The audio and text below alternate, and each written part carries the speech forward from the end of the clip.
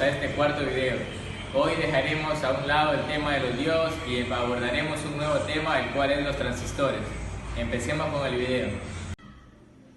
Hoy les voy a hablar acerca de dos temas de los transistores, que es la estructura física y modos de operación de un transistor y la operación del transistor NPN en el modo activo.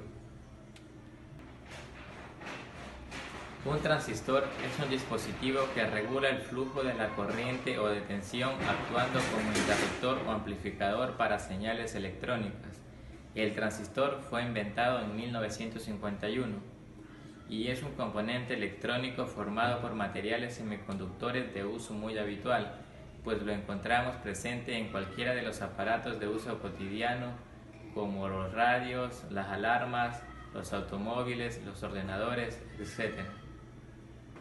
El transistor está formado por dos uniones PN, la unión entre emisor y base EBJ y la unión entre colector y base CBJ.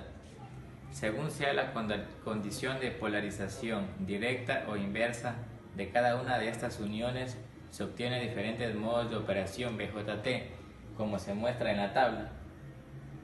El modo activo es el que se utiliza si el transistor debe operar como amplificador. Las aplicaciones de conmutación, por ejemplo en los circuitos lógicos, utilizan modos de corte y de saturación.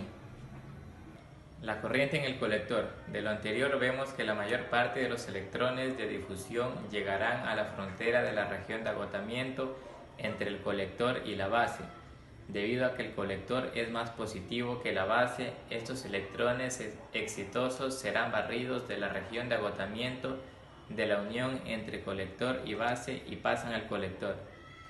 Aquí tenemos la fórmula para hallar la intensidad de la corriente en el colector y para hallar la intensidad de saturación en el colector. La corriente de base. La corriente de base I sub B consta de dos componentes. El primer componente I sub B1 se debe a los huecos inyectados desde la región de la base en la región del emisor. El segundo componente de la corriente de base I B sub 2 se debe a huecos que tienen que ser proporcionados por el circuito exterior para sustituir los huecos perdidos de la base por el proceso de recombinación.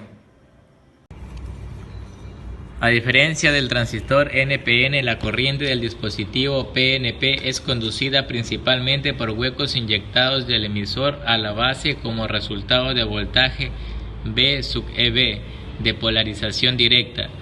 Como la componente de corriente de emisor aportada por electrones inyectados de base a emisor se mantiene pequeña por el uso de una base ligeramente contaminada, la mayor parte de la corriente de emisor se debe a huecos.